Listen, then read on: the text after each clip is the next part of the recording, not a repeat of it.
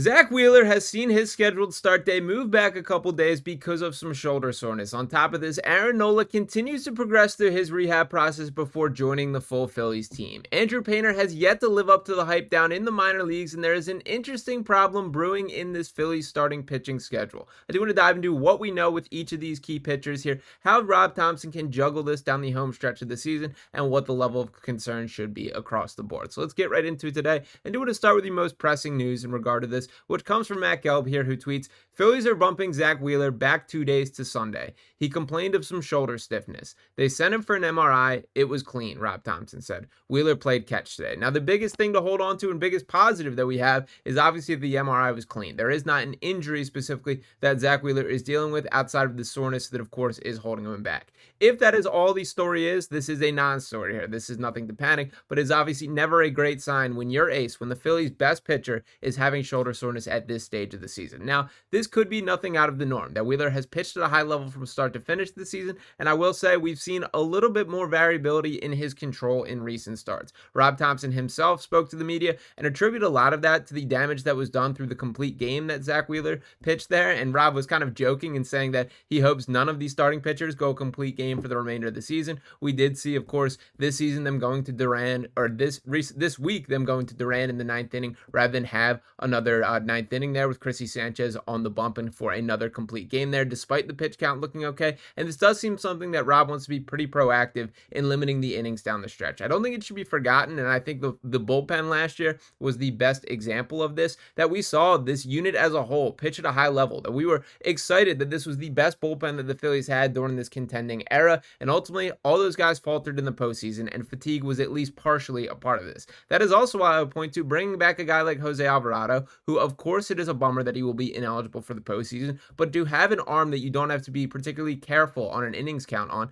I think is very, very valuable, especially when that is a high leverage arm in the way that Alvarado is. Now, obviously, we were talking about starting pitching for this specific situation, but the same principles apply, is that you do have to protect the player from themselves, and obviously the postseason is when you want these guys playing at their top tier level. Now, to reflect on what Wheeler has done from the season as a whole, that he started 22 games, a 643 win percentage there, has thrown 139.2 innings, struck out 182 across that stretch, allowed just 100 hits. That comes out to 6.4 hits per 9 innings, a 2.64 ERA, a .916 whip there. That is real deal, close to the best pitcher in baseball type of stuff. That Zack Wheeler still currently, even with a little bit of a not up to his standard type starts in his last two performances here, he is right there in the Cy Young mix, and it will be interesting to see how the rest of the season plays itself out, with this being probably the biggest variable in all of this. Now, we also have some news on Aaron Nola as he continues to progress. Let's not forget that he initially landed on the injured list because of an ankle injury there that he sustained during his warm-up process. Then ultimately, while he was on away from the team and recovering from that, they did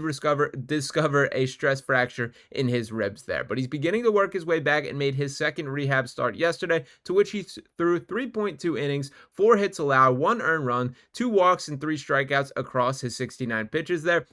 I also want to note a little bit unique yesterday. I don't think I've ever seen this before, that the entire lineup that Aaron Nola was facing was all left-handed hitters. Now, Nola's obviously a righty in that. In general, that you think the righty versus lefty matchup is not what you're hoping for. It is the minor leagues, and he ultimately fared fine, but kind of an interesting test that he was thrown to the fire here. Now, to put it all into perspective for what his rehab starts have looked like to this point, again, that is 2 appearances that he has made. He's thrown 6.2 innings, allowed 7 hits, just 1 earned run, 3 strikeouts, and 6 walks, or 6 strikeouts and 3 walks there. Comes out to a 1.35 ERA. For the most part, it sounds like Aaron Nola is looking like Aaron Nola, and that's a very encouraging sign. We know that this guy did not look like the best version of himself during the early parts of the season. With that stress fracture and the injury issues that he did battle were certainly a fair reason for that, and hopefully that those are in the rear view and he ultimately can deliver as expected when he does return to the team. Now, the one player that we've sort of discussed all season as this potential impact addition, that whenever he is ready, and the Phillies have been quite open on the plan to introduce Andrew Painter to this roster throughout the season, with July-ish as the target date that has been listed by Dave Dombrowski since training camp there. But ultimately, that did not happen, and we have not seen Andrew Painter yet. And the reason for that in itself is he kind of has not looked like he is ready for the challenge. In his most recent start here, he threw 90 pitches, only 47 of those going for strikes. His final line being 4 innings pitched, 5 hits allowed, 5 earned runs, 4 strikeouts, and 4 walks there. Now, this is not to be overly critical of Andrew Painter. He is 22 years old and a guy who seems to have a really steady head on his shoulders for his age at this point in the game here. I do think it is unfair to expect a guy who is yet to make his major league debut be any sort of impact addition for a team with World Series aspirations. And Painter himself, I do like the way that he is rolling with the process. And this quote here, I think, gives a little bit of what I'm speaking about with the head on his shoulders. As he said, quote, "Part of the fun this year has been when I've gotten knocked down, it's like you still have another start," Painter told The Athletic. "It's not confirmed when my next start is, but if I do go Sunday, that's another time against the same lineup. I can't do anything about what happened tonight. That's in the past. But what are the adjustments I need to make, and how can I overcome that in my next start?" That is a great mentality to have as a pitcher and something that typically does not get taught at such a young age there. And let's not forget that this is Andrew Painter, still less than a year removed, or had his Tommy John surgery, which required to miss all of last season. He is still just 22 years old, still working his way through the process. There are going to be growing pains along the way, and I think that's exactly what he's running into right now. We've also seen examples of guys being sent down to the minors or the highly touted prospects where the skill set does not translate in the minor leagues at quite as rapid of a rate as is expected there. I do wonder if that is the case, but nonetheless, I do think we should reset our expectations a bit to maybe not think of Andrew Painter as a solution to any of the current problems that the Phillies do have. Now, this also brings up an interesting point here, and I did want to pull this up from my guy Phil, and who tweets out, "The Phillies should have Zack Wheeler on the IL with a phantom injury for 2 weeks and call up Andrew Painter. Then, when Aaron Nola is healthy, do the same with Ranger Suarez. Then do whatever it is, whatever you want to do with Jesus Luzardo and Taijuan Walker after those guys get their break." And sort of the premise that he is riding on, shout out to Phil Stiefel once again, does a nice morning show, covers a lot of the Philly sports there. But what his point is in this tweet is basically making sure that you have the team as rested for the postseason run as possible. That is the benefit. That is the advantage to having as many starting quality pitchers as the Phillies do currently have. And even a guy like Taijuan Walker, who in a lot of ways has been the laughing stock of this rotation since coming to Philadelphia, he's delivered in recent performances there, that he's got a sub-4 ERA. He is a guy that is dealing out quality starts, has allowed less than 3 earned runs in 10 of the 12 starts this year. You absolutely live with that as a baseball team. That is a pitcher that is giving you a chance to win, and that is more or less all you can ask for from a starting pitcher. I don't believe Taijuan Walker is going to be any sort of difference maker in the playoffs. In fact, I'd be pretty surprised if he made the final roster in general, but having him as sort of an innings eater to get through these final stretches of the regular season is incredibly valuable here. Once again, the point about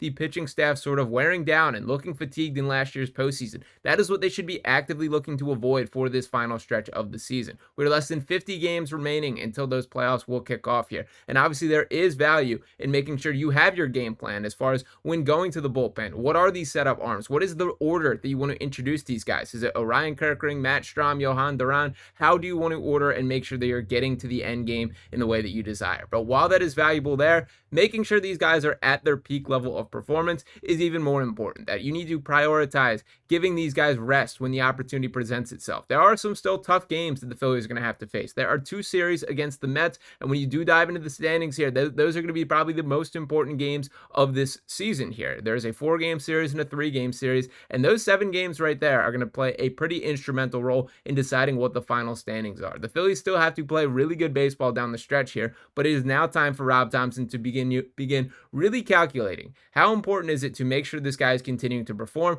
versus holding him back and ensuring that we are saving his best innings for the playoff setting. They are not in full coast mode. It is still competitive. It is still going to be a fairly tight playoff race, but they're in a good spot in the standings. As I'm recording this, and this being before the series against the Rangers open up, they're 2.5 games above the Mets for the NL East there. If they can ultimately earn that seed, they got a pretty good pathway to a potential World Series run if that can be the case. Now, there's still a lot that needs to happen before that to ultimately occur and be the pathway that is presented for this Phillies team, but they've done well to this point. They've put themselves in a good spot, and we should be excited about that. A little bit of concern with Zack Wheeler, I will not lie. We do hope this is a open and shut case, that when he does make his start, he looks like himself and there is no soreness. It is not the most abnormal thing for him to have soreness in his shoulder that has thrown close to 150 innings at this stage in the season, but certainly not an ideal thing to look. So keep that storyline bookmarked. My level of concern will certainly increase if that start date from Sunday is moved beyond that. They could theoretically do that if that is something that they think the situation requires it. There are arms that can pass him in the rotation.